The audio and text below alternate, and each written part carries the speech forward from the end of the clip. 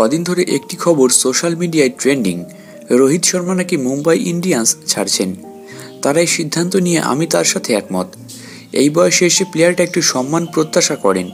যে দলটাকে তিনি 5টা ট্রফি দিয়েছেন, দেশের জন্য তিনি অনেক কিছু দিয়েছেন, এবার শেষের দিকের বছরগুলো তিনি এটুকু প্রত্যাশা করতেই পারেন।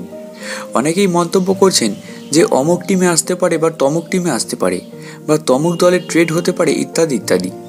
রোহিত শর্মা যদি ট্রেড হতেই চাইতো বা মুম্বাই ইন্ডিয়ান্স যদি রোহিতকে ট্রেড করতেই চাইতো, তাহলে দিল্লি ক্যাপিটালসে এবছরই চলে আসতো। কিন্তু এটা একমাত্র মেগা অকশনে সম্ভব। তাই আগামী বছর রোহিত শর্মা মেগা অকশনের অংশ হতে চলেছেন, এটা এক প্রকার নিশ্চিত, যদি না শেষ মুহূর্তে আম্বানিরা কোনো জাদু করেন। এবার রোহিত শর্মা কোন টিমে আসতে পারে এই নিয়ে সবার একটা আগ্রহ আছে। প্রথমত 16 তারিখ টিমগুলোর আগামী অকশন নিয়ে যে বৈঠক রয়েছে, সেখানে আগে স্থির করতে হবে কজন প্লেয়ারকে রিটেন করা যাবে।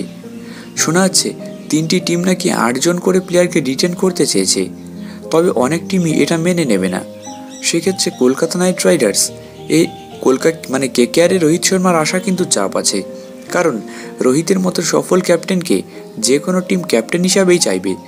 যদি শ্রেয়াস আইয়ার ভালো ক্যাপ্টেন্সি করে, তাহলে কেকেআর শ্রেয়াসকে বাদ দিয়ে রোহিতকে ক্যাপ্টেন করার মতো সাহস দেখাবে বলে আমার কিন্তু মনে হয় না।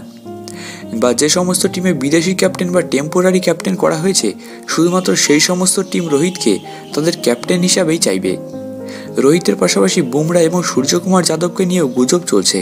এরা দুজন যদি অকশনে ওঠে, তাহলে একজনকে আশা করা যেতেই পারে কেকেআরে। তবে এটাও ঠিক, রোহিত শর্মা যদি ক্যাপ্টেন্সি করতে না চান এবং আগেই যদি তিনি তা নিশ্চিত করে দেন যে আমি ক্যাপ্টেন্সি করব না পরবর্তী আইপিএলে, তাহলে রোহিত শর্মা ওপেনিংয়ে আসতেই পারে কেকেআরে। অ্যাজ এ ওপেনার হিসাবে কেকেআরে তাহলে তিনি আসতেই পারেন। কে বলতে পারে পরবর্তী আইপিএলে আর আর আর আর আর হবে না, মানে 5টা আর হবে না, মানে রোহিত, রঘুবংশী, রানা, রিঙ্কু, রাসেল। এবার তোমরা কমেন্টে জানিও পরবর্তী আইপিএলে রোহিতের কি কেকেআরে আসার সম্ভাবনা আছে নাকি নেই।